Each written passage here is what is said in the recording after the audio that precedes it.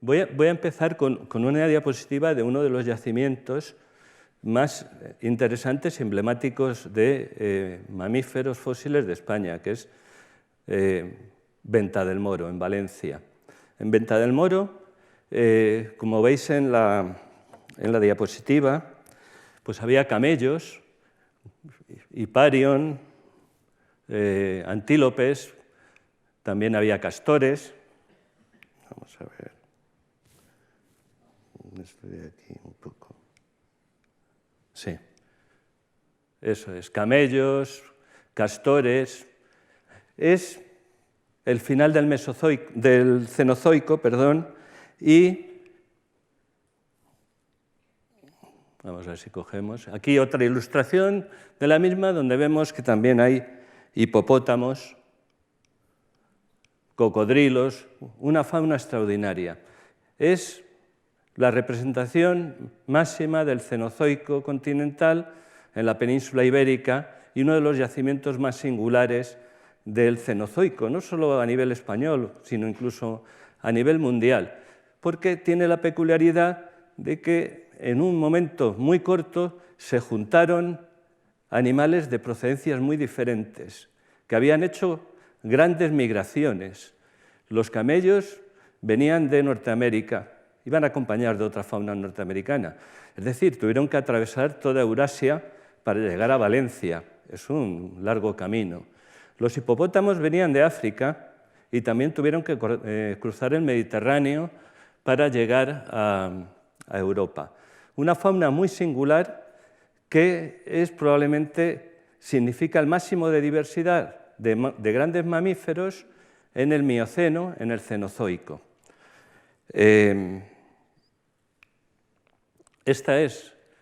Hay pocas fotos de la época, pero bueno, en homenaje a esa promoción, no sé si llamarla gloriosa también o no, pero sí a las excavaciones que hacíamos en batallones. Aquí está Aguirre, y bueno, se puede reconocer todavía a algunos. Por aquí estaba nuestro compañero David Pérez de Uribarri.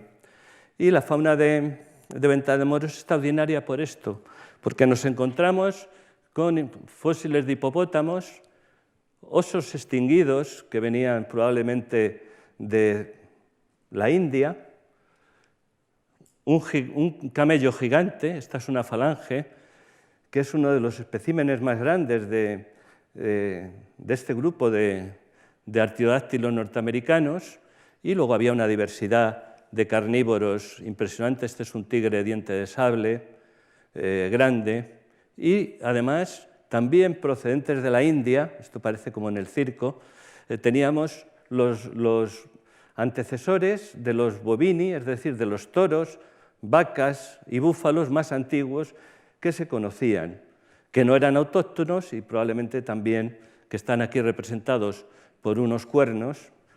Le dedicamos la especie a una compañera nuestra, Parabos soriae, y todos estos animales juntos nos dan una idea de un momento de un clima muy bueno para la fauna de mamíferos, posibilidades de fosilizar, por supuesto, que se acaban muy rápidamente y con la desecación del mar Mediterráneo. Ahí vemos en rojo, son los grandes mares salinos que se formaron cuando el estrecho de Gibraltar se cerró, como consecuencia de cambios climáticos, cambios tectónicos, formándose esos lagos mare que dieron lugar a depósitos salinos de potencias kilométricas.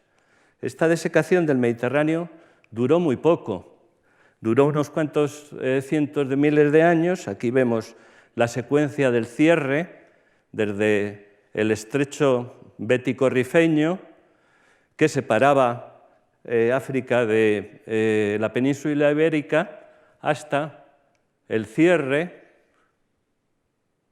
y su apertura. Si hubiésemos estado en Gibraltar en la época de la apertura, habríamos visto una enorme cascada, una catarata, de una impresión que habría dejado empequeñecidas al Niágara, a las Victoria Falls, una cosa impresionante. En todo ese contexto hubo grandes migraciones en todos los continentes y la diversidad de mamíferos alcanzó unos niveles que ya no se van a ver en el resto del Cenozoico. De hecho, a partir de ese momento, la diversidad baja y, de alguna manera, en Eurasia, las faunas del Cenozoico, que marcaron o caracterizaron a lo que se llama la edad de los mamíferos, comienzan a desaparecer y se empobrecen hasta llegar a unos niveles como los actuales, en que apenas podemos ver en la península ibérica o en Europa fauna de mamíferos silvestre. Esto podría haber sido el epílogo, pero yo lo he utilizado de introducción para introducir varias cosas: los cambios climáticos que empobrecieron las faunas, los cambios geográficos que modifican el clima, que modifican el comportamiento migratorio de los animales y que son fundamentales para comprender el por qué tenemos un determinado tipo de fauna a nuestro alrededor, o tenemos que irnos a África si queremos todavía ver una fauna cenozoica en algún sitio, y hay que darse prisa, porque la fauna en África también se extingue. Volvemos a lo que podía haber sido la introducción. Muy rápidamente es una síntesis del registro paleontológico de la Tierra, desde los inicios, hace 4.000 o 3.500 millones de años, hasta la actualidad. La edad de los mamíferos se desarrolla en una pequeña porción, que la hemos tenido en el dibujo que ampliar, porque si no queda muy constreñida, ¿no?, por el gráfico. Vemos que hay una serie de eventos catastróficos y una serie de eventos que son las glaciaciones, que han influido notablemente en la evolución y en el desarrollo de las faunas de mamíferos. Nosotros vamos a empezar, pero muy brevemente, cuando surgen los primeros que se han llamado mamaliformes. Son formas todavía de aspecto reptiliano, pero que ya empiezan a tener caracteres de mamíferos. Pero bueno, previamente quiero hacer una introducción al grupo, a los mamíferos. Es interesante, ¿no?, saber que no es el grupo más diverso de los vertebrados. Apenas tiene unas 5.000 y pico especies, no lo leo, 5.600 especies. Hay muchos más pájaros, incluso hay muchos más reptiles, pero sin embargo los mamíferos tienen una importancia grande, entre otras cosas, porque nosotros mismos somos mamíferos. Entonces, eso hace que consideremos que el grupo, jolines, pertenecemos nosotros a ese grupo, tiene que ser importante. Hay una serie de cuestiones que se han abordado y que se han abordado, y es la pequeña talla de los mamíferos, ¿no? En el Mesozoico tenían pequeña talla los mamíferos y los dinosaurios eran enormes. En realidad los mamíferos siempre han tenido pequeña talla. Y aquí vemos el porqué. Tenemos hecho una especie de medallero olímpico. Aquí vemos las proporciones de los grupos y aquí la diversidad. El número 1 en diversidad lo tienen los roedores. Casi la mitad de las especies de mamíferos actuales son roedores. El segundo grupo, y es una sorpresa seguro para algunos, son los murciélagos, que son mamíferos voladores, más de 1.000 especies. Y el tercero son los insectívoros, tipo musarañas, que hay bastantes grupos, ¿no? Estos en amarillo son las musarañas, pero luego hay otros muchos grupos de insectívoros. Todos estos mamíferos son de talla muy pequeña. La mayoría no llegan a 1 kilo. Esos son además los más abundantes. Aquí vemos la gran disparidad que vamos a encontrar en las tallas, ¿no? La talla es un elemento importante, no lo sé. Desde luego sí que es visible. El máximo en la actualidad es una ballena, la ballena azul. Tiene cerca de 30 metros de longitud, eso quiere decir que es 10 veces más grande en longitud que el elefante, que es el mamífero terrestre actual más grande. Y comparado con el más pequeño, pues es el que quiera que haga los cálculos. Yo me puse a hacer el otro día los cálculos y pensaba que me equivocaba, que no los voy a decir. Pero pesa 1 gramo y mide 3 centímetros. Entonces las diferencias son de millones de veces. Y es casi sorprendente. A mí me sorprende más la capacidad de un organismo para ser tan pequeño y básicamente tener la misma estructura que uno grande. No hay diferencias entre uno y otros a nivel estructural. Tienen denticiones deciduales, dan leche a sus crías recién nacidos, son todos. Aquí he puesto una pequeña selección de pequeños mamíferos que no necesitan escala, están en la mano humana. Esto es un marsupial, Burramis, otro marsupial, y estos son erizos de Madagascar, ya hemos visto este pequeño murciélago, por supuesto una rata, hay que poner un ratón, es importante, y la musaraña, que es también la musaraña común, uno de los mamíferos más pequeños actuales. Que la talla ha aumentado a lo largo del Cenozoico, pues está muy comprobada. Aquí vemos la media y solo para algunos grupos.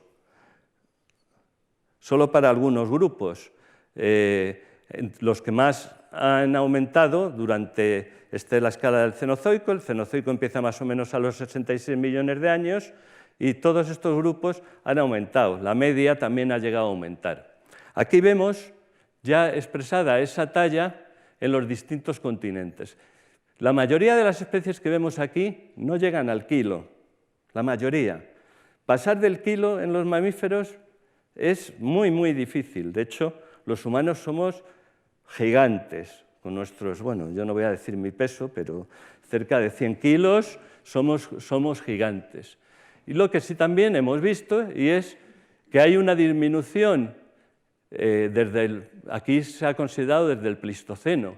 Hay un montón de especies de gran talla que son las que se han extinguido o están a punto de extinguirse. El mundo actual que vivimos es un mundo en el que los mamíferos grandes tienen poco sitio. ¿Qué ventaja tiene ser grande? Pues no está muy claro. Si comparamos la talla con la longevidad, es decir, lo que vive cada individuo, vemos que la mayoría se ajusta, no hay una regla muy especial. El hombre es muy longevo, pero también lo es los pequeños murciélagos, y al lado es el topo dorado, que es un insectívoro subterráneo que vive, bueno, quizá allí no encuentra a nadie y se está muy tranquilo, ¿no? Evidentemente, cuanto más grande eres, vives más, pero también tiene un coste energético muy importante. Mantener a una ballena significa que tiene que comer muchísimo. Sí hay curioso, preparando esta conferencia me encontré con este gráfico, que es muy curioso, y es que dice que si vives en los árboles, vives más tiempo que si vives en tierra. Entonces quizá deberíamos volver a los árboles arborícolas. No sé, muchas de esas correlaciones luego son muy difíciles de comprobar. Pero los que se han molestado en calcular el peso corporal y el modo de vida han encontrado que hay una diferencia bastante notable. Importante para los mamíferos y para explicar la diversidad de los mamíferos, para saber dónde nos movemos, es la dentición. La dentición no solo es la fuente de fósiles más importante que encuentran los paleontólogos dedicados a mamíferos, fundamentalmente porque los dientes son muy resistentes, están formados por una estructura cristalina de fosfato y son muy resistentes. Pero además, porque en los mamíferos la mandíbula se ha convertido en una especie de navaja suiza en donde cada diente tiene una función. Están los dientes triturantes, que son fundamentalmente los molares, cortantes los premolares, los caninos que sirven para cazar y los incisivos para desgarrar. Esas denticiones han variado de manera que vamos a encontrar que distintas especies tienen denticiones completamente diferentes. Los carnívoros tienen una dentición que tiene que ser funcional no solo para comer, sino para cazar. Los ciervos son rumiantes, tienen denticiones que tienen que cortar la hierba. Y los humanos somos bastante omnívoros, los castores son capaces de cortar con sus incisivos árboles, y hay una variedad tan enorme que los paleontólogos de mamíferos somos capaces de clasificar las especies solo por las denticiones, e incluso a veces por un solo diente. Un solo diente, si es lo suficientemente característico, nos permite clasificar las especies. Ya no digamos la variedad que vamos a encontrar de tipos cuando nos fijamos en incisivos o caninos. Es desde este Facóceros, que es un cerdo africano, hasta la morsa, que la tenemos aquí, por aquí, con estos enormes caninos, el narval, que usa también estos caninos hipertrofiados parece ser que los usa también para cazar, para pescar. Les da un golpe con esas enormes varas y los deja atontados, luego se los comerá, me imagino. Los tigres diente de sable, todos estos están extinguidos, pero han desarrollado caninos impresionantes y además en distintas formas. Aquí tenemos un tigre diente de sable que es un marsupial de Sudamérica, extinguido. Un tigre diente de sable félido de Norteamérica, reciente, extinguido también. Y aquí un tigre diente de sable antiguo, también extinguido. Pero no solo los caninos están desarrollados en los carnívoros. Este es un ciervecillo que, sin embargo, tiene unos caninos enormes que no usa nada más para que competir con otros machos para las hembras, porque claro, la comida es fundamental, pero reproducirse también es casi el objetivo que tienen todos los mamíferos. El elefante indio, con sus incisivos enormes y una forma extinta también de proboscidio, que ha decidido que en vez de tener los incisivos en los maxilares, pues le gustan más en la mandíbula, que es los Dinotherium. O formas extinguidas como este ungulado primitivo, con muchos cuernos por todos los sitios y unos caninos también muy desarrollados. Si comer es importante y la dentición es fundamental en los mamíferos, tienes que ir a los sitios y tienes que buscar la caza y también tienes que evitar ser cazado. En fin, necesitas ir de un sitio para otro, como nos pasa en los humanos. Y en este caso, las extremidades, pues, dentro de los mamíferos, han adaptado toda una serie de posibilidades que les permite volar como los murciélagos, nadar activamente, romper los termiteros, excavar galerías, ser unos corredores excelentes, unos paseantes o ambulantes notables, o trepar a los árboles. Esta combinación de alimentación y de sustrato de transporte te da toda una gama de posibilidades que tienen los mamíferos para diversificarse y ocupar todo tipo de nichos, desde los voladores, claro, como no hay hormigas en el mar, pues no hay mirmicófagos. Estos son comedores de hormigas en casi todos los sustratos. Insectívoros, que es la adaptación más primaria o más primitiva dentro de los mamíferos, y luego carnívoros, omnívoros y herbívoros. Hay hasta unas 96 o 98 divisiones, y este es un gráfico relativamente antiguo y es suficientemente ilustrativo para como no seguir más. Todos estos mamíferos, todas estas adaptaciones, además, han dado lugar a diferentes asociaciones de mamíferos. Esto es conocido ya desde el siglo XVIII, XIX, cuando se empieza a ver que no todos los continentes tienen las mismas faunas, sino que en Australia había marsupiales que no había en otros sitios, y eso te da idea de que cada continente es un foco de diversidad.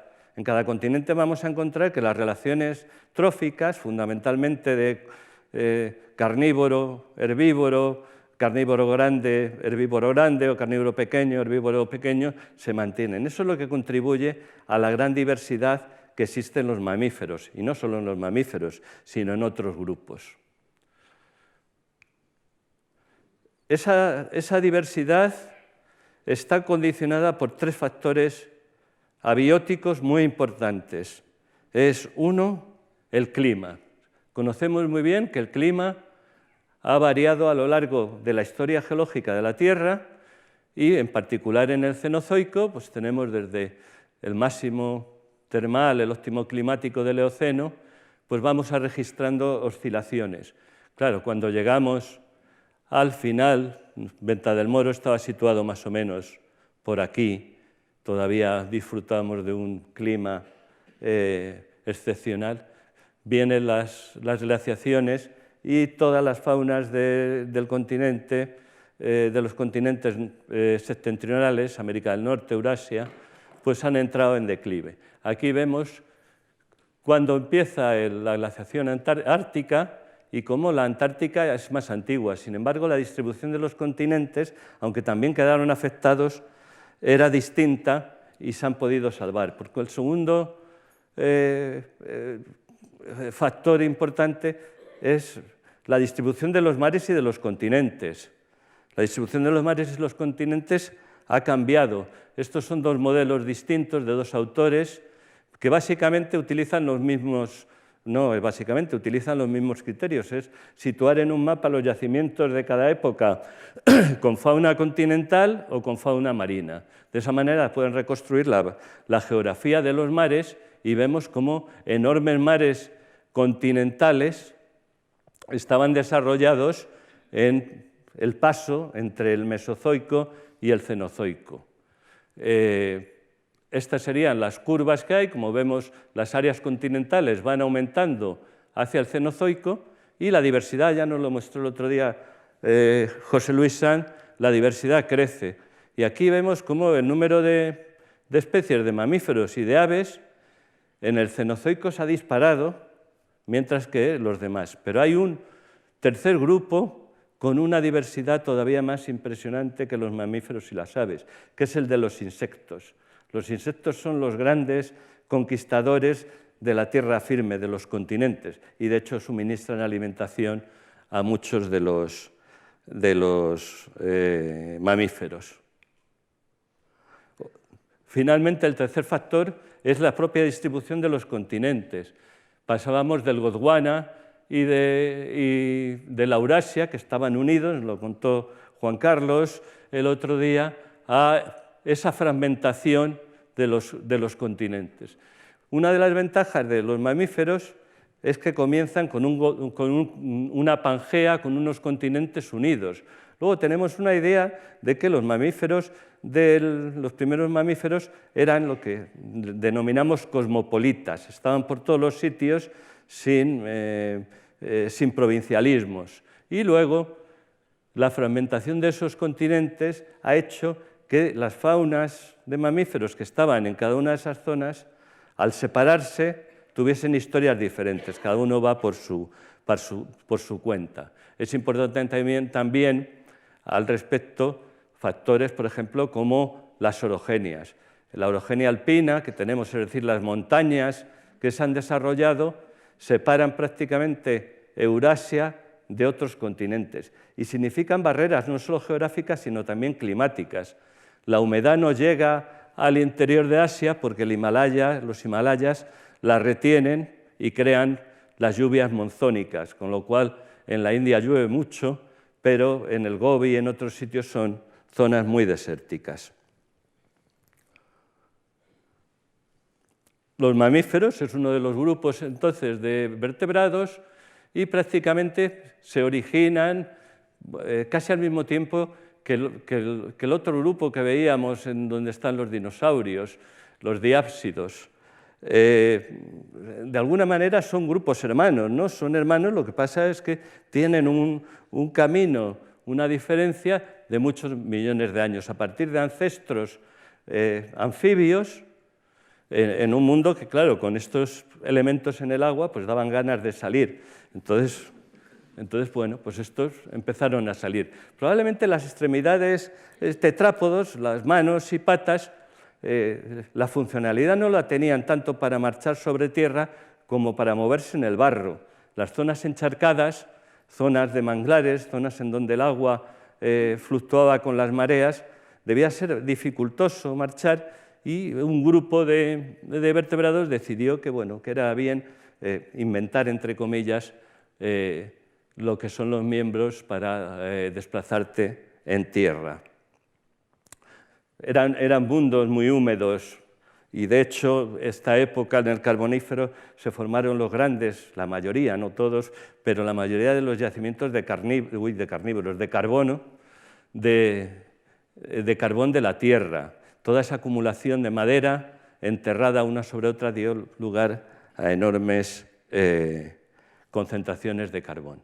Aquí ya vamos un poquito más a entrar en cómo fue esa diversificación y vemos cómo estos tetrápodos los podemos distinguir de una época que aquí lo he puesto entre comillas, reptiliana, de reptiles, porque los reptiles ya no son una categoría taxonómica, pero sí nos sirven para comunicarnos.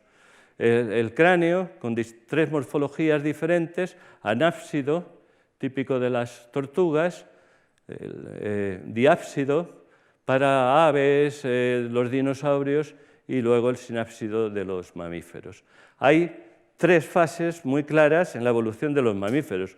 Una, podríamos llamarla la fase reptiliana, que es hasta más o menos los 200 millones de años. De hecho, a estos mamíferos, o maliformes, se les conoce como reptiles mamalianos o reptiles mamiferianos. Es decir, tienen ya algunas características de mamíferos, pero su aspecto, como veremos, es claramente de mamíferos. Una segunda etapa es esta delgadita, porque esto implica diversidad, es el tránsito por el Mesozoico en el que dominaron los grandes dinosaurios. Estos grandes dinosaurios y otros tetrápodos tenían una diversidad mucho más grande que los mamíferos, que además eran pequeñitos y bueno, estaban por ahí. Para luego llegar a la extinción del límite KT y los 2 grupos que verdaderamente traspasan con éxito o se desarrollan con éxito, que son aves y mamíferos durante el Cenozoico. Aquí vemos esta primera fase, los pelicosaurios, que fueron los animales terrestres dominantes. Hasta el 70% de las formas de tetrápodos eran pelicosaurios, y todos les conocen. Dimetrodon es uno de los animales que salen en casi todas las películas de dinosaurios y similares. No sé si sale en King Kong también o no, pero creo recordar que si no es muy, muy parecido. Este pelicosaurio tenía Dimetrodon una gran vela con funciones termorreguladoras o simplemente porque le gustaba presumir no sé, de vela. La extinción que nos contó el otro día Juan Carlos Gutiérrez Marcos eliminó a este grupo de pelicosaurios, pero una línea sobrevivió, que son los terápsidos, que van dando lugar a formas sucesivas, todas al principio muy reptilianas, entre otras, por ejemplo, Moskov era un gigante en la época, con 4 metros de largo y 1 tonelada, era un animal respetable. Había herbívoros, casi con pico de loro, y luego formas claramente carnívoras. Formaban comunidades, esa relación carnívoro-presa, que ha sido una constante a lo largo de toda la historia, no solo de los mamíferos, pero en particular de los mamíferos. Ya los últimos grupos pues ya empiezan a aparecer unos ancestros más presentables, ¿no? Pues aquí ya podemos Brasilitherium, vamos encontrando formas que ya se van pareciendo más a lo que nosotros podemos pensar y ponerle forma de mamífero. Estos reptiles mamíferoides, como hemos dicho, fueron cosmopolitas y además sirvieron a los geólogos para avalar que los continentes habían estado unidos, porque formas terrestres poco nadadoras, incluso había formas nadadoras no dentro de los reptiles mamíferoides, pero estas formas grandes, pues cuando las encontrabas en continentes que ahora están separados cientos de kilómetros, algunos incluso miles, pues decían que habían estado unidos en un gran macrocontinente al que le pusieron el nombre de Gondwana, que ahora no me acuerdo por qué, pero se llama así. Como dijo el señor Rajoy hace poco, el alcalde de Alicante. Podemos comparar estas dos radiaciones sucesivas de reptiles mamíferoides. Hemos visto aquí, este es el cráneo de Dimetrodon y el cráneo de un cinodonto ya avanzado de una forma que está casi ya a punto de ser un mamífero. Todavía no, le falta poquito. Uno de los, digamos, de los hechos fantásticos en la paleontología es que estas formas han dejado tantísimos fósiles, quizá porque eran muy resistentes por alguna razón, y muy completos además, que puedes seguir las secuencias de cambio de una manera excepcional. Aquí vemos la mandíbula de Simetrodonto, que está formada por diversos huesos, mientras que en los mamíferos y en los humanos solo es un hueso, que se llama el dentario. En estos primeros reptiles mamíferoides y en los reptiles está formada por diversos huesos, angular, articular, subangular, que van desapareciendo paulatinamente. Unos desaparecen y otros se incorporan al oído. Y aquí tenemos, cuando se incorporan al oído, vaya por Dios, cuando se incorporan al oído, pues ya estamos en lo que es una mandíbula mamaliana, formada por un único hueso, el dentario, que articula con el escamoso. ¿Qué es lo que ha ocurrido con los huesecillos? Que los podemos identificar. Han entrado dentro del oído medio y han formado el martillo, el yunque, el estribo, que adaptativamente es fenomenal, ¿no? Es verdad que vamos perdiendo con la edad oído, pero debió de ser una adaptación magnífica para oír en tierra firme. Los últimos de estos reptiles mamiferianos ya son muy cercanos a los mamíferos, como he comentado, están magníficamente representados en el registro geológico. Esta era una forma que probablemente vivía en madrigueras o en cuevas y ha dejado decenas de esqueletos completos en Sudáfrica. Aquí le vemos en una forma carnívora con un cráneo que ya se van acercando a los cráneos mamiferianos. Había formas omnívoras o formas que se alimentaban no de carne, sino de vegetales o de granos, que también están muy cercanos ya a lo que es el arquetipo de mamífero. Estos se les llama tritilodontos porque tienen los dientes en 3 hileras y son formas que además van a pasar ese límite de los 200 millones de años, pero terminarán por extinguirse. Llegamos al Mesozoico. Vamos a ir rápidos en nuestro viaje por el Mesozoico.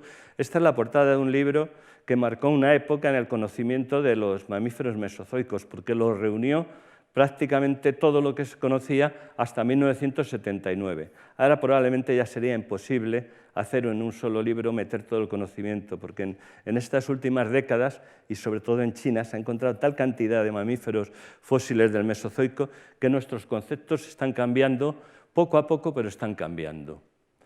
Estos mamíferos ya coexistían con los dinosaurios y, bueno, pues es que una cría de un dinosaurio carnívoro les debía de causar pavor, porque serían más grandes incluidos que ellos.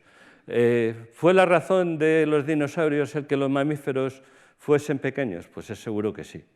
Ellos ocuparon las tallas grandes, no había sitio para la de los mamíferos para ser más grandes. Así que se conformaron, pero no como se pensaba anteriormente, que habían estado escondidos, asustados por los dinosaurios. Se dedicaron exclusivamente a vivir en otro mundo en el que la talla se movía en unos rangos muy diferentes a las de los dinosaurios. Como hemos visto, todavía seguimos viviendo en ese rango. Los mamíferos en la actualidad siguen siendo fundamentalmente pequeños.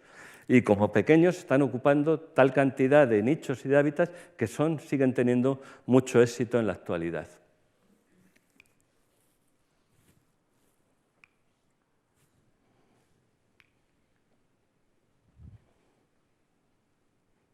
Creo que estoy tocando el botón. Vale.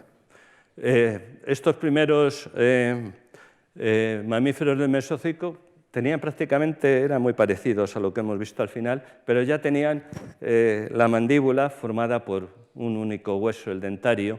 Fueron de pequeña talla, ya reconocemos esas morfologías muy parecidas a las de las musarañas.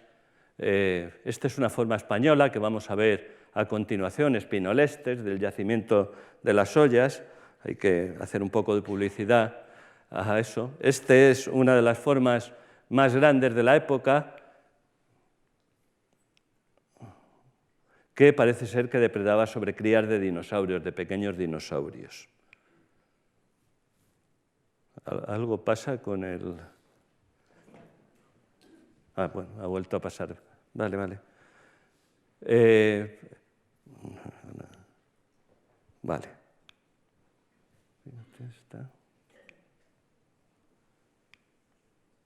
Bueno, un grupo de mamíferos que encontramos en esta primera etapa del Mesozoico son los multituberculados y otro grupo fosilizado que son herbívoros. Su dentición se parece mucho a lo que hemos visto anteriormente, ¿no?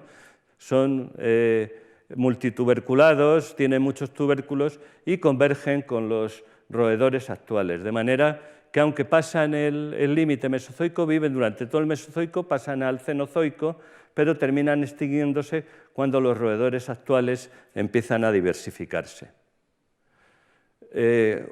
Un intento de modernización viene con los docodontos. Los docodontos es un grupo extinguido de mamíferos mesozoicos que hace un ensayo de complicar la dentición, es decir, de adquirir denticiones complejas y funcionales, pero se queda en eso, en un ensayo. No obstante, da lugar a formas acuáticas o a formas fosoriales, es decir, que cavan hoyos, y vemos aquí una de estas formas, Docofosor, de China, del Jurásico de China, en donde podemos ver fácilmente cómo las manos son muy robustas y están preparadas para excavar.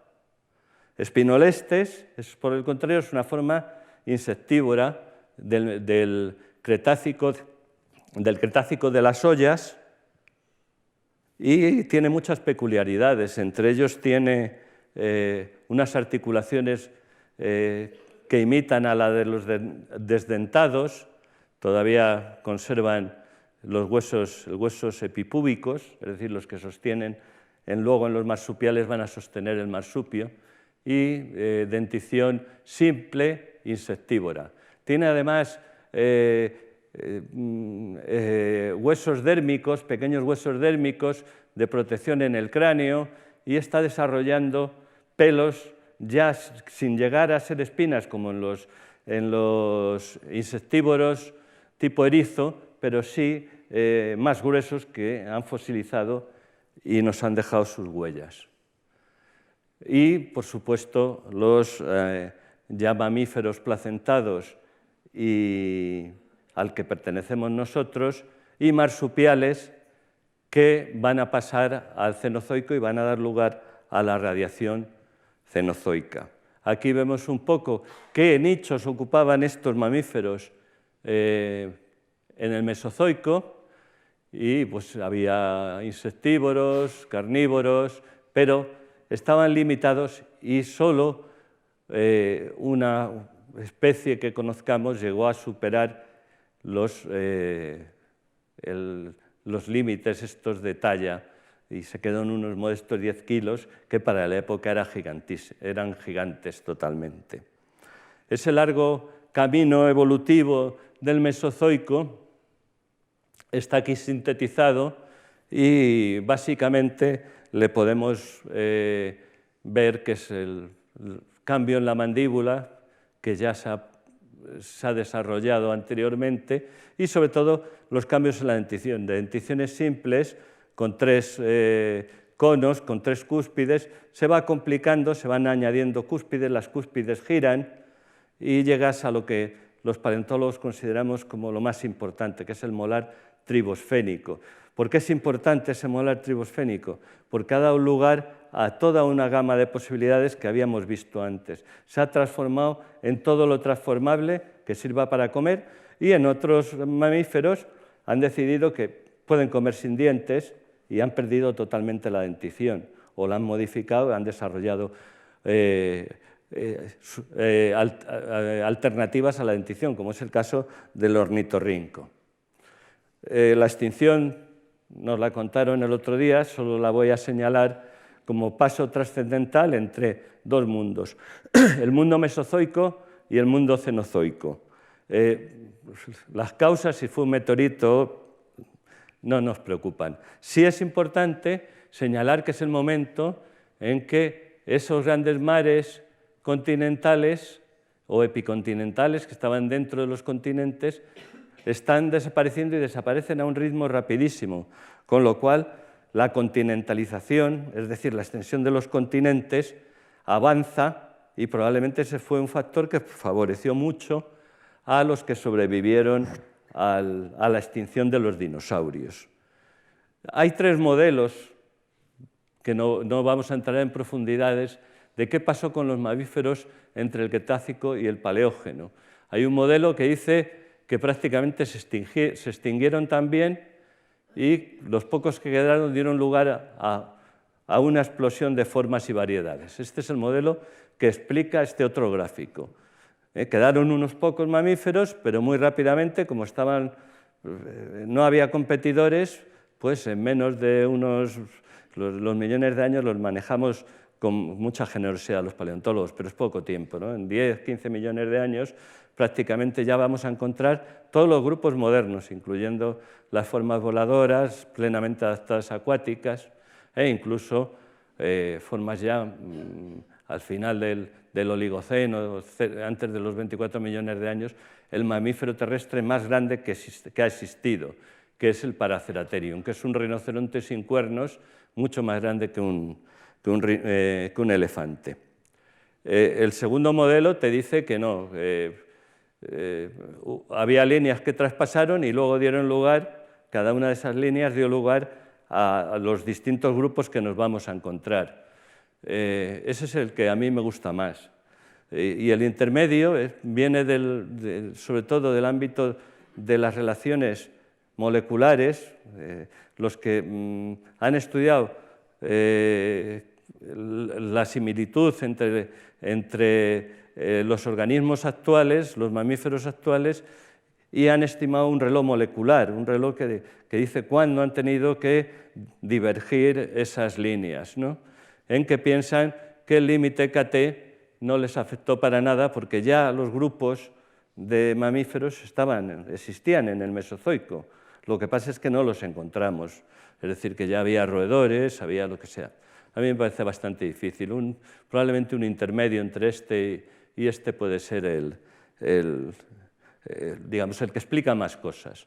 La clasificación de los mamíferos es no solo complicadísima para ustedes, sino para mí también.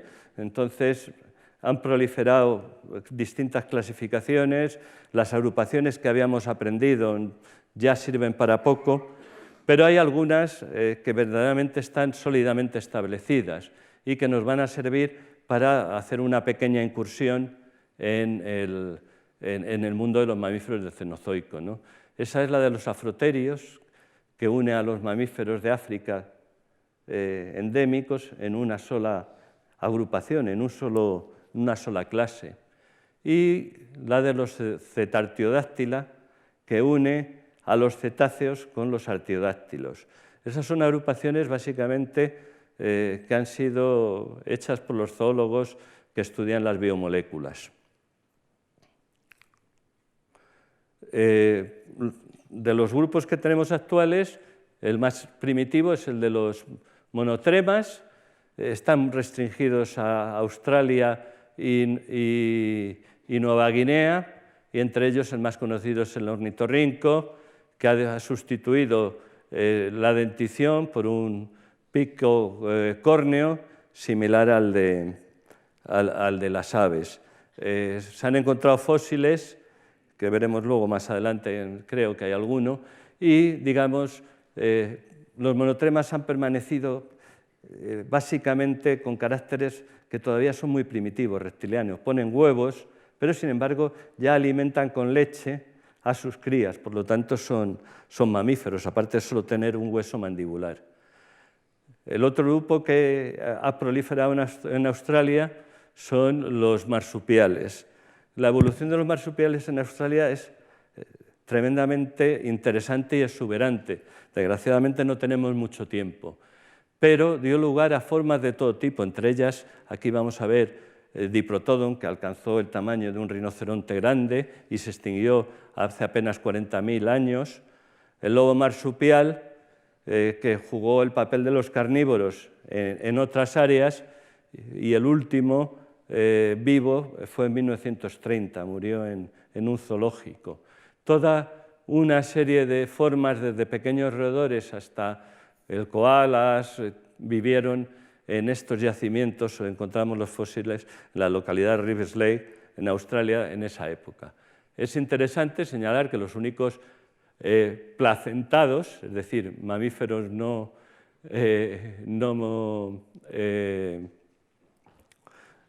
marsupiales, son los murciélagos, que como no tienen las limitaciones de las barreras continentales, pues hasta 35 especies se han encontrado en estos yacimientos. Los marsupiales de Australia se relacionan estrechamente con los marsupiales de Sudamérica, que todavía existen, ¿no? Aquí vemos los huesos del marsupio, que están ligados a la pelvis, que es la encargada de sostener la bolsa para que las crías terminen allí su desarrollo. La historia de Sudamérica ya de por sí podía ser una conferencia entera, pero la vamos a resumir en cuatro estampas. Aquí, la base de marsupiales, hay de todo. Podían ser autóctonos o podrían haber llegado por migración. Es muy difícil decidir al respecto. Pero durante el Cenozoico inferior hay una entrada de mamíferos placentados, probablemente desde América del Norte. Entran los ungulados y parece ser que también entran los desdentados, aunque eso es más discutible. Tercera etapa, una migración que no sabemos de dónde viene, en donde llegan a América los monos y los roedores. Hay quien dice que vienen en balsas desde África y otros que simplemente atravesaron toda América del Norte para llegar a América del Sur, donde se desarrollaron. Y por último, la unión con Norteamérica, que da lugar al gran intercambio interamericano, en donde las formas modernas, sobre todo de carnívoros y de herbívoros, entran en América del Sur y extinguen a parte de la fauna autóctona. Un paleontólogo muy famoso, George Gaylord Simpson, lo calificó de espléndido aislamiento, porque dio lugar a una serie de faunas impresionantes.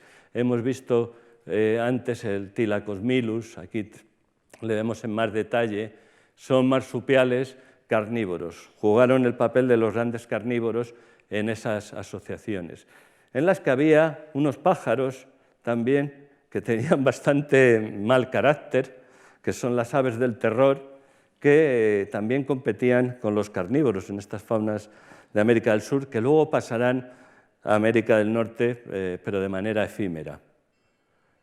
Y otro grupo interesante, todavía mal conocido, que pueden ser descendientes de multituberculados, que algunos han relacionado con los desdentados. Yo no soy un especialista en estos grupos, pero hay una cosa que sí llama la atención, y es, si veis, el gran desarrollo de este hueso, que es el yugal. Deben de tener unas mejillas enormes, unas denticiones que se parecen mucho a las de los multituberculados y se parecen también a la de algunos desdentados. Si son o no parientes o los ancestros de los desdentados es ya un nivel de especialista en que yo no me voy a meter. Pero nosotros tenemos una historia muy ligada a los desdentados, porque el primer mamífero fósil de América, más o menos completo, y que fue montado, está en el Museo Nacional de Ciencias Naturales, aquí en Madrid. Vino en la época todavía entre comillas, del Imperio Español. Lo mandaron desde Argentina, en la época de Carlos III, fue montado El montaje actual guarda prácticamente el mismo montaje que se le hizo en finales del siglo XVIII, cuando llegó. Este es el montaje actual, que se puede ver en Madrid. Es un milagro que se haya conservado, por cierto. Y vemos cómo también estos desdentados tienen esos yugales tan enormes y los dientes no los podemos ver en detalle, pero tienen un parecido bastante asombroso. Los desdentados, que no todos ellos, la mayoría tienen dientes, pero se han quedado con el grupo, con el nombre, forman dos grupos muy bien diferenciados. Uno en el que están los perezosos y el oso hormiguero, y en el otro los armadillos, que todavía sobreviven en la actualidad. Esta es un poco la fauna que había en América del Sur después del gran intercambio, en la que coexistieron formas como el megaterio que vemos. Todavía había ungulados autóctonos, como esta Macrauchenia, que eran unos ungulados que tenían posiblemente una trompa, cuya función es un poco discutible. Los grandes Glyptodon, que se extinguieron poco después, y luego ya formas inmigrantes. En África, los grupos endémicos son los Afrotheria y son los responsables también de la colonización de Madagascar, que se hizo en varias fases diferentes. No podemos entrar por cuestión de tiempo, pero todos estos Afrotherias han reunido a grupos insólitos que antes no se habían unido, ¿no? Sí había intentos de clasificar a los proboscidios, los sirenios y los iracoideos en un grupo, los penungulados, pero formas como las insectívoras, como la rata elefante, que vemos que tiene aquí una pequeña trompa, o el famoso topo dorado que hemos hablado antes, o los tubulidentada, pues verdaderamente tenían relaciones muy complicadas, que no éramos capaces los morfólogos de poder precisar. Hay formas extinguidas, como este gran ungulado de aspecto monstruoso, pero que era un herbívoro, aunque era de gran talla, más vale no ponerse delante de él. Estas formas, pequeña talla de insectívoros, tienen denticiones muy primitivas, las encontramos por toda África. Como estas formas son sencillas y están adaptadas fundamentalmente a comer insectos. Los hay de todo tipo, los tenred, como vemos estos, han dejado muchos fósiles, estos son de Namibia, de los yacimientos del Mioceno inferior. La rata, el topo dorado, que también se le conoce como el topo desnudo, porque bueno, tienen este aspecto, que son subterráneos y tienen una sociología muy complicada de relaciones, porque claro, vivir en agujeros así tan hacinados, pues debes necesitar unos mecanismos de control muy determinados. Los iracoideos, que es el damán, fósiles, muchos de estos grupos salieron de África y colonizaron Eurasia, como hemos visto anteriormente. En la actualidad, por supuesto, se extinguieron.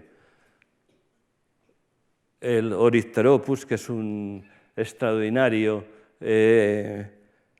animal comedor de termitas, y con las termitas, como entra mucha tierra en la boca, pues necesita unos dientes que sean capaces de comerse las termitas y de triturar la tierra. Así que ha diseñado unos dientes muy altos que están subdivididos en prismas durísimos, con lo cual puede triturar la tierra que entra con las termitas. Los proboscidios, que todos ustedes también conocen, originarios de África, tenemos un registro completísimo y fundamentalmente en los últimos años, las últimas décadas, por la explotación de los fosfatos en Marruecos. Estas minas de fosfatos en Marruecos dan lugar de vez en cuando, pues los obreros o los paleontólogos que van por allí encuentran algunos fósiles y los separan. Son minas de fosfatos que están compuestas fundamentalmente por el fosfato de los huesos. Así se ha explotado durante muchísimo tiempo para fertilizantes, yacimientos impresionantes que fueron triturados. Pero aquí nos han dejado una secuencia de proboscidios desde los 60 millones de años, cerca del límite Cretácico-Cenozoico hasta la actualidad, con un grupo que es de sobra conocido por todos ustedes. En el Museo de Ciencias Naturales tenemos restos de los últimos elefantes que habitaron la península ibérica. Su extinción ha sido relativamente reciente y llamaron la atención desde eran animales muy grandes, ¿no? Entonces estos mamuts siberianos le llamaron la atención a los exploradores rusos, que además los encontraban casi completos en el permafrost. Este otro grupo de proboscidios, los dinoterios, que siguieron un camino completamente diferente, desarrollando las defensas inferiores.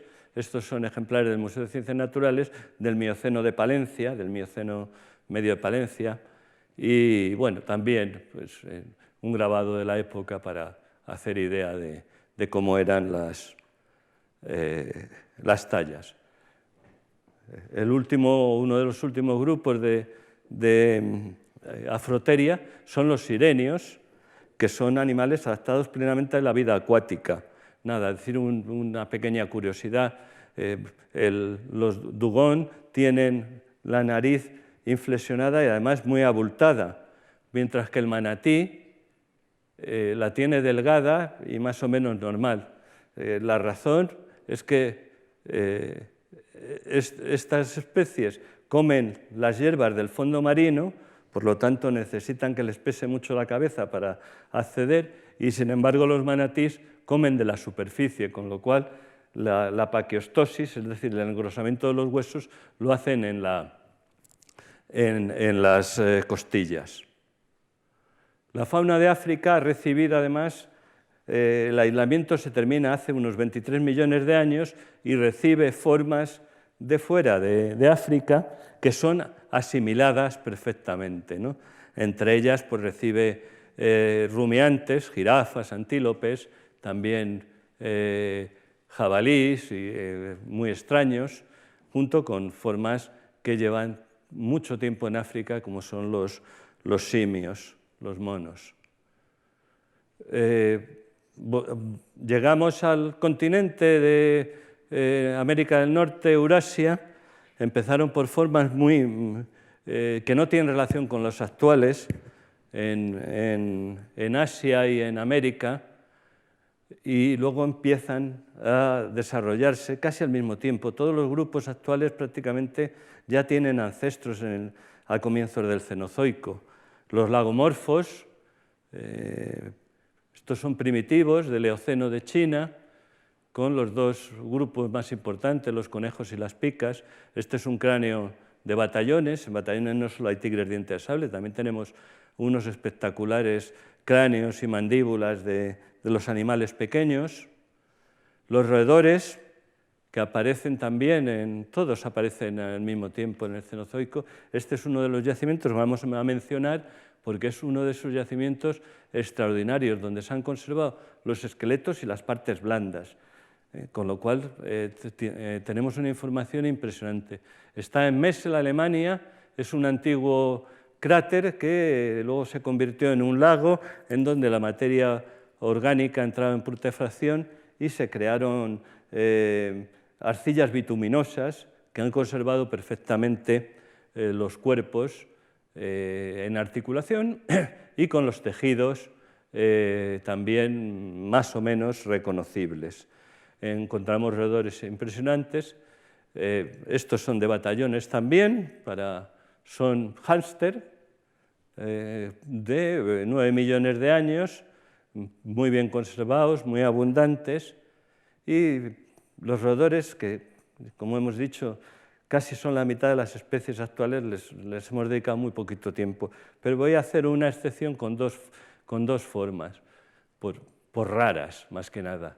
Aquí tenemos lo que se llama la ardilla cornuda o con cuernos del Mioceno, Pleistoceno de América del Norte, en que pues ha desarrollado unos cuernos en los frontales. Es un caso único dentro de los roedores, pero ahí están y se les conocen los esqueletos completos porque además se han encontrado dentro de madrigueras, hacía madrigueras, o sea que era una ardilla que no estaba en los árboles, hacía madrigueras y tenía unos buenos cuernos.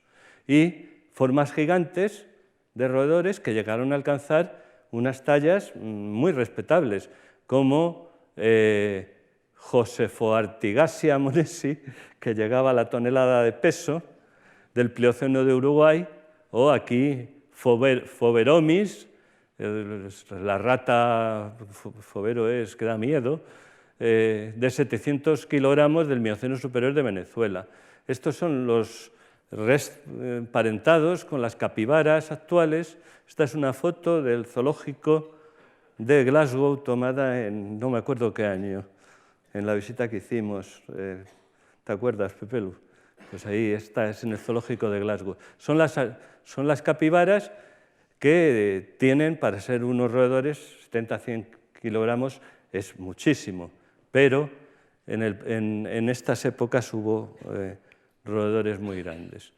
De los monos, de los primates no vamos a hablar, puesto que es posible que en la siguiente conferencia les cuenten una historia al respecto. En cualquier caso, aquí está claro que mujeres y hombres pertenecemos a los monos. Estos son los lemures, que es un grupo especial de primates que tiene muchas características primitivas, mientras que el resto, que reúne tanto al hombre como a los monos, a los antropoides, pues forma otra clase.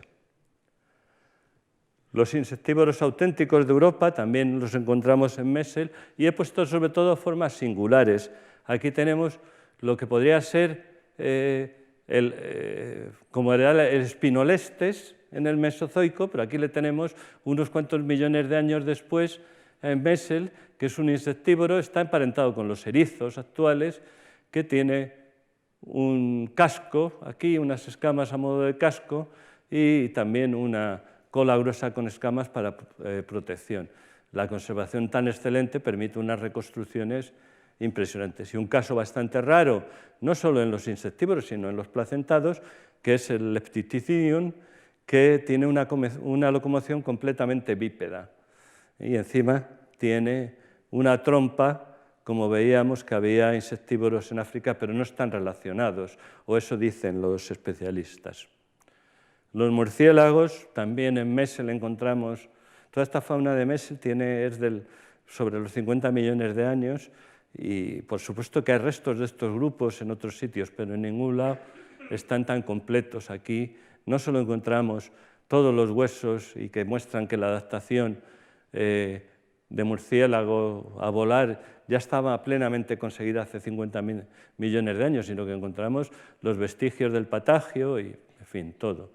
Los murciélagos han dado lugar a una radiación muy interesante con formas bastante grandes, que son sobre todo las formas que comen fruta, y que son estos zorros voladores que aparecían en la película de Indiana Jones y en otras películas del cine, porque parecen muy impresionantes. Y llegamos a los cetartiodáctilos, que es esa reunión insólita de ballenas y delfines con camellos, jirafas, no reconozco mucho quién es este, pero bueno, hipopótamos, jabalís, esto es un bisonte, un bóvido, y otras formas extinguidas norteamericanas, que esta tenía los cuernos, le salían en la nariz y se le bifurcaban. No se sabe muy bien con qué utilidad, pero verdaderamente es notable. Y luego pequeñas formas que subsisten en la actualidad, ¿no? Como los pecaris, los tragúlidos, que son pequeños rumiantes sin protuberancias en el cráneo. Y aquí vemos la evolución muy rápida de las ballenas a partir de ancestros muy parecidos a los que dieron origen a los rinocerontes, es decir, a los perisodáctilos o a los propios rumiantes. Rumiantes que una pequeña muestra, es el grupo que yo estudio, pero quizá como el estudio me parece más común. Hay formas para todo, de todo tipo, ¿no? Los ciervos primitivos tenían las astas muy simples. Megalóceros del Pleistoceno llegó a tener astas que medían 3,5 metros, de punta a punta. De aquí a aquí, 3,5 metros. De hecho, se cuenta, yo no sé si es verdad o no, que las astas estas las utilizaban para hacer pequeños puentes en algunos arroyos pequeños, es decir, cogían el asta de eso. Hacer ese gasto energético no debió ser muy práctico y terminaron extinguiéndose. Hay formas también insólitas, esta sí que podríamos decir que es muy española, que es Xenoqueris del Mioceno de cerca de Huete, en Cuenca, que es un pariente de las jirafas que decidió, de alguna manera, hacer una especie de cuernos en forma de peineta en la nuca y luego otros, ya más normales, en la frente. Lo hemos publicado recientemente, aunque el hallazgo lo teníamos desde hace muchos años. Y, por supuesto, digamos, el grupo más exitoso que existe, que es el de los bóvidos, que son los antílopes, las vacas, los toros, los bisontes, que son los rumiantes por excelencia. Además, son los que el hombre ha domesticado, las ovejas, las ha domesticado y los explota de una manera muy intensa. Los perisodáctilos, unos extinguidos ya, como los brontoterios, y otros que también extinguidos, los calicoterios, que se le llamaron el caballo gorila, porque tenía esa forma con esos brazos tan grandes, probablemente comía en los árboles. Y luego los que han persistido hasta la actualidad, rinocerontes, caballos, cebras. Los caballos originados en América del Norte pasaron repetidas veces a Eurasia y terminaron extinguiéndose en América del Norte, y allí los volvieron a llevar los españoles cuando se colonizó a América del Norte desde México. Se les escaparon y los indios los aprovecharon, los nativos, para su uso. Los rinocerontes es uno de los grupos también emblemáticos, y los ha habido hasta tiempos recientes en Europa y en Eurasia, pero la mayoría de ellos ha entrado en un declive impresionante. Aquí vemos los yacimientos donde hubo en el pasado rinocerontes, aquí vemos las áreas en las que sobreviven, malamente, sobreviven los rinocerontes. Y aquí abajo el número de especies, cómo ha declinado, sobre todo desde el Plioceno, hasta estar al borde de la extinción. Pangolines, que son comedores de hormigas, pero relacionados, están más emparentados con los carnívoros que con otros comedores, también de Messel, en Alemania, y de Messel vienen también esqueletos magníficos de carnívoros primitivos. La radiación de los félidos son los carnívoros por excelencia, no solo porque hayan dado lugar a los tigres dientes de sable, sino porque son verdaderamente, es donde se reúnen todas las cualidades que debe tener un buen carnívoro, ¿no? Son ágiles, son tal, incluso el que tiene gato lo sabe bien, ¿no? Que son unos animales extraordinarios. Y para terminar, unos paisajes muy rápidos, porque empieza a ser tarde, de lo que era Madrid. Madrid en el Mioceno medio, esto es cerca del Estadio Calderón, en la hidroeléctrica. No sé si se les puede confundir con algunos hinchas, pero bueno, eso ya depende del equipo que seamos. Esto es Príncipe Pío, la estación de Príncipe Pío, también en el Mioceno medio. Ahí es donde hemos encontrado los pandas rojos más antiguos del mundo.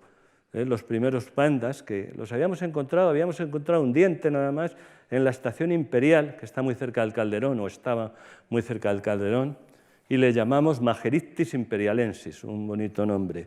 Aquí le hemos encontrado, pero hemos encontrado varios ejemplares, y nos confirmó que con un solo diente, que habíamos hecho un género en una especie, habíamos acertado. Otras veces fallamos, pero eso generalmente no lo contamos.